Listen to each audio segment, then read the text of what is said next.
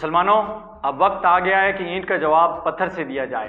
یادداشتوں اور گزارشوں سے ظلم و ستم میں فرق نہیں آئے گا اور نہ ہی توہین قرآن کا مسئلہ حل ہوگا۔ تم اپنے پاؤں پر کھڑے ہو جاؤ اور ظلم و ستم کے خلاف لڑو۔ اس نے راج محل کی طرف اشارہ کرتے ہوئے کہا کہ اس کی اینٹ سے اینٹ بجا دو۔ یہ الفاظ تھے عبدالقدیر کے۔ 1846 میں سکھ دور ختم ہوا اور انگریزوں نے کشمیر کو 75 لاکھ نانک شاہی کے عوض ڈوگرا مہاراجہ کو بیچ دیا۔ یہاں سے شروع ہوتی ہے کشمیریوں کی تاریخ کی وہ دردناک داستان کہ جس نے پھر کبھی تھمنے کا نام نہیں لیا۔ 100 سال پر محیط ڈوگرا راج مسلمانوں کے لیے کشمیر کی تاریخ کا سیاہ باب ثابت ہوا، لیکن اس دوران کشمیریوں نے آزادی کی جنگ جاری رکھی۔ پھر آتا ہے سال 1931، تاریخ ہے 13 اور مہینہ ہے جولائی کا۔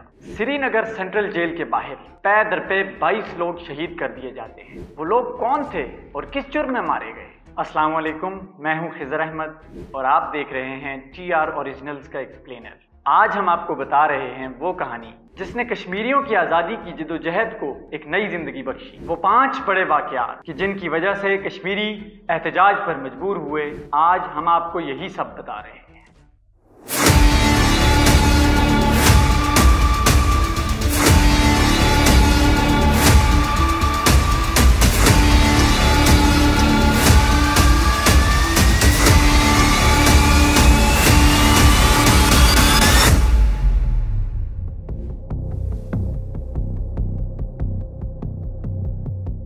1931 میں اودھمپور جموں کا ایک بڑا زمیندار اسلام قبول کرتا ہے۔ ایک ہندو تحصیلدار ایک نیا میوٹیشن سینکشن کرتا ہے اور اس کی تمام اراضی اس کے بھائی کے نام منتقل کر دیتا ہے، اور یہ بھائی مسلمان نہ تھا۔ وہ زمیندار جو اب اسلام قبول کر چکا تھا، اس نے ایک مقدمہ دائر کیا جسے یہ فیصلہ سناتے ہوئے خارج کر دیا گیا کہ جب تک وہ واپس ہندو مذہب میں داخل نہیں ہوتا تب تک وہ کسی جائیداد کا حقدار نہیں۔ یہ فیصلہ 31 دسمبر 1882 کو ڈوگرا حکومت کے جاری کردہ ایک فرمان کے عین مطابق تھا۔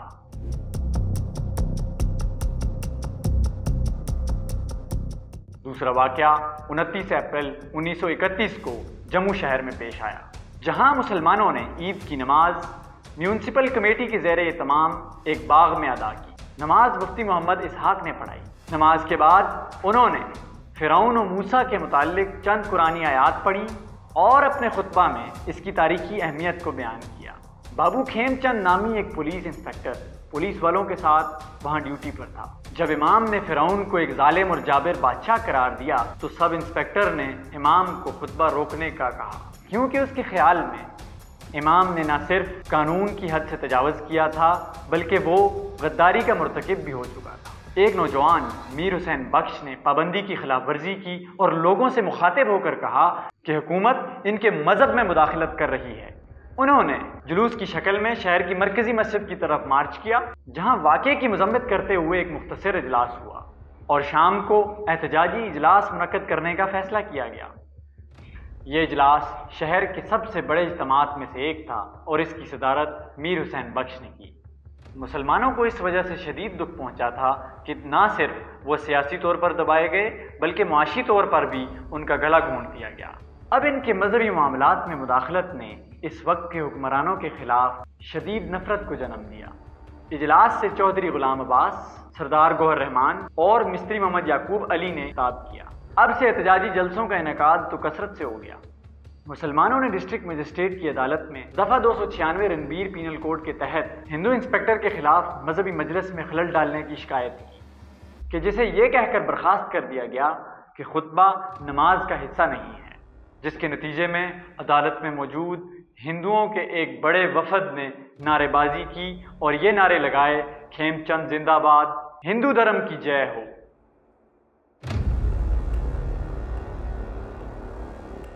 تیسرا واقعہ 4 جون کو سینٹرل جیل جموں میں پیش آیا۔ روزنامہ انقلاب مورخہ 1 جولائی 1931 کے مطابق میرپور کا ایک کانسٹیبل فضل داد خان چارپائی پر بیٹھا تھا۔ ایک ہندو وارڈر بالک رام نے اس کانسٹیبل کو دیر سے ڈیوٹی پر آنے پر ڈانٹا۔ اس دوران سب انسپکٹر لابو رام آیا، جس نے لاپرواہی کے ساتھ اپنا بستر پھینک دیا جس میں پنچورا موجود تھا۔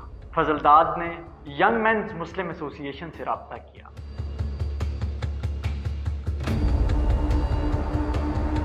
چوتھا واقعہ 20 جون 1931 کو سری نگر میں پیش آیا جب ایک عوامی لیٹرین میں قرآن پاک کے اوراق ملے۔ کوئی مسلمان ایسا کرنے کی جرت نہیں کر سکتا تھا۔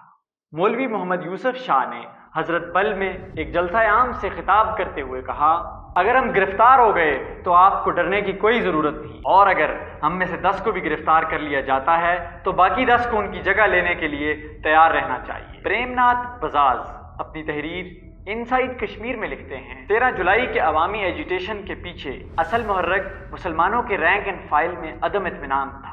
جیل پر حملہ کسی بھی طرح سے ہندوؤں کے خلاف نہیں تھا، اور جیل کے دروازے پر اپنی جانیں نچھاور کرنے والوں نے ایک غیر ہمدرد حکومت کے خلاف لڑتے ہوئے ایسا کیا۔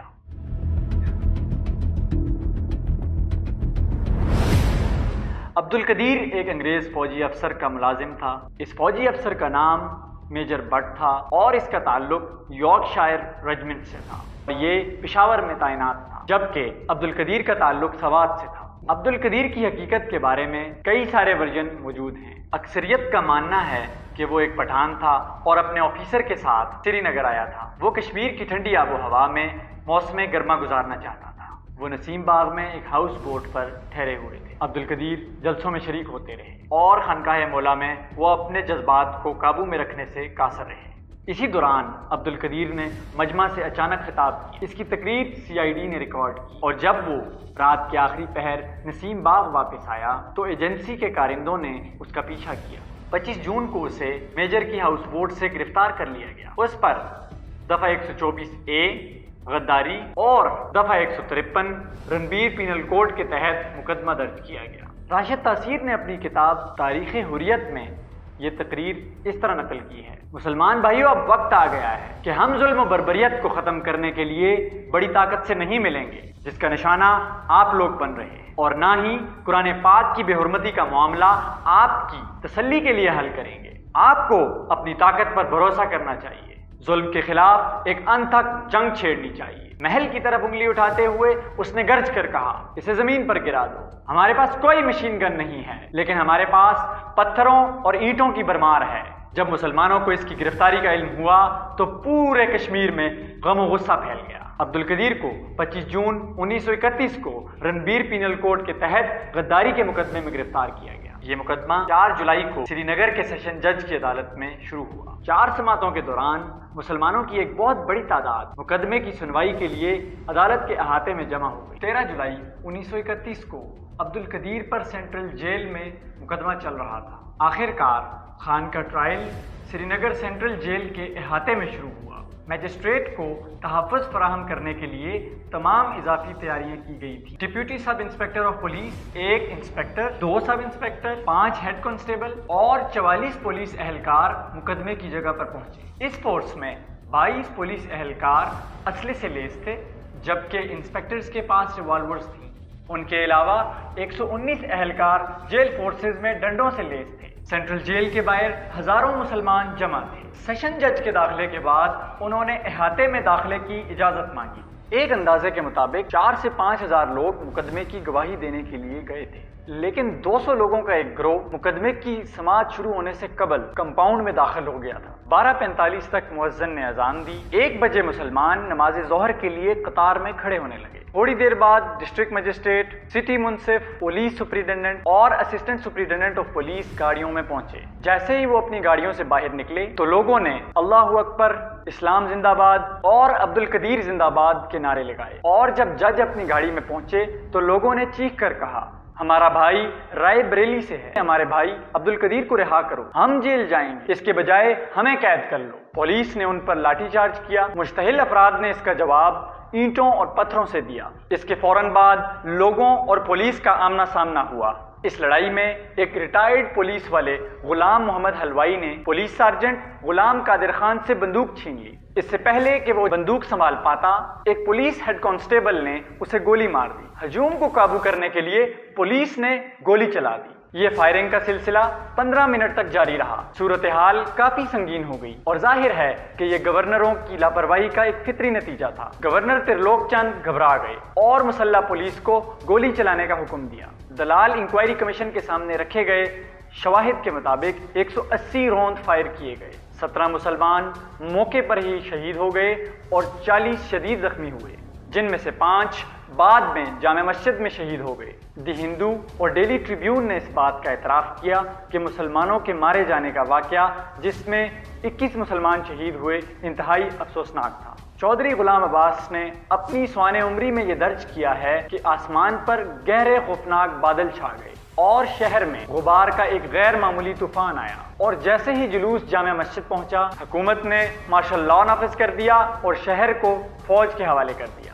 शहीदों में से एक, जिसने अभी आखिरी सांस नहीं ली थी, मुबैना तौर पर शेख मोहम्मद अब्दुल्ला से कहने लगा, मैंने अपना फर्ज अदा कर दिया है और अब तुम आगे बढ़ो। एक और शहीद गुलाम नबी कलवाल ने मीर वाइज यूसुफ शाह से इस्तफसार किया कि क्या वो शहीद की हैसियत से मर रहे हैं, और इस पर यकीन दहानी करवाई गई कि जो लोग इस फायरिंग के नतीजे में शहीद हुए हैं वो सही मानों में शुहदा हैं। उसने फौरन आंखें बंद कर ली और कलमा पढ़ते हुए आखिरी सांस ली।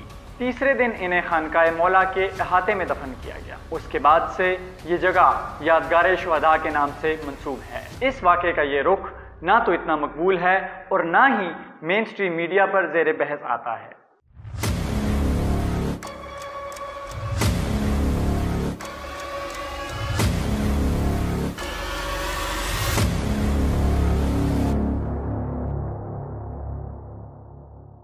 इस वाक़े का दूसरा रुख हमें शेख अब्दुल्ला की किताब आतिशे चिनार में मिलता है। ख्वाह शेख अब्दुल्ला फायरिंग के वक्त उस वाक़े पर बजाते खुद मौजूद तो न थे, लेकिन कहानी का ये वर्जन ना तो सिर्फ मकबूल है बल्कि ज़बान ज़द आम है और मेन स्ट्रीम मीडिया पर भी हकीकत समझकर डिस्कस किया जाता है। शेख अब्दुल्ला अपनी किताब आतिशे चिनार में लिखते हैं, अब्दुल कदीर अपने फुर्सत के औकात में हमारे जलसों वगैरह में शरीक भी हुआ करता था। यहीं उसे मुसलमानों की हालत ज़ार ने मुतासिर किया। उस दिन से कुछ हफ्ते कबल वो जामे मस्जिद के एक जलसे में मुझसे भी मिला था और उसने हमारी तहरीक से गहरी वाबस्तगी का इजहार भी किया। मैंने एक अनपढ़ और गैर रियासती बाशिंदे के इस जज्बे की तारीफ भी की थी। शेख अब्दुल्ला मजीद लिखते हैं कि हमने गाँव गदल के जलसे में अवाम से ये अपील की थी कि वो 13 जुलाई को जेल न जाएं, जहाँ अब्दुल कदीर के मुकदमे की पेशी मुकर्रर थी। जेल में इजाज़त के बगैर किसी का दाखिला ममनू था और हम खून खराबे को रोकने के रवादार थे, लेकिन या तो तमाम लोगों तक हमारी बात ना पहुंची थी या जज्बात इस कदर उठ चुके थे कि रोकना महाल था। इतने में नमाज का वक्त हो गया और लोग सफ़ें बांधने लगे। इसी असना में जेल के एक अहलकार ने गवर्नर त्रिलोक चंद को इस मामले की इतला कर दी और वो मुसल्ला पुलिस के एक दस्ते के साथ मौका पर पहुंच गए। पहले तो उन्होंने मुलाजमों को इस बात पर लताड़ा कि इतना बड़ा हजूम किस तरह जेल में दाखिल हो गया। उसके बाद उसने जेल के बाहर खड़े पुरअमन लोगों को गिरफ्तार करने का हुक्म दे दिया। पुलिस ने अंधाधुंध गिरफ्तारियां शुरू कर दी और हुजूम भी तैश में आ गया और जवाब में पथराव शुरू कर दिया। गवर्नर ने अपनी कोताह अंदेशी में पुलिस को गोली चलाने का हुक्म दे दिया। बंदूकों के दहाने उन लोगों की तरफ कर दिए गए जो बाग में नमाज के लिए सफ बस्ता थे। एक मुसलमान दीवार की बुलंदी पर अजान दे रहा था जो पुलिस की गोली से वहीं ढेर हो गया। जोश व जुनून का यह आलम था कि उसकी जगह एक दूसरे जवान ने ले ली और अजान को जारी रखा। उसका सीना भी भून दिया गया। इसी तरह 22 सरफरोश जामे शहादत नोश कर गए। शेख अब्दुल्ला लिखते हैं कि जख्मियों की तादाद तो सैकड़ों थी। जालिम का हाथ इस सफाकी से उठा कि मजलूम भी मरने मराने पर तुल गए। उन्होंने जेल की पुलिस लाइन में आग लगा दी और उसके सामान को खाकस्तर कर डाला। उन्होंने एक शहीद का कुर्ता उठा लिया जो उसके खूने नाहक से नक्शे फरियादी बना हुआ था और उस खूनी परचम के नीचे जख्मियों और शुहदा को चारपाइयों पर लटाकर शहर की तरफ रवाना हो गए।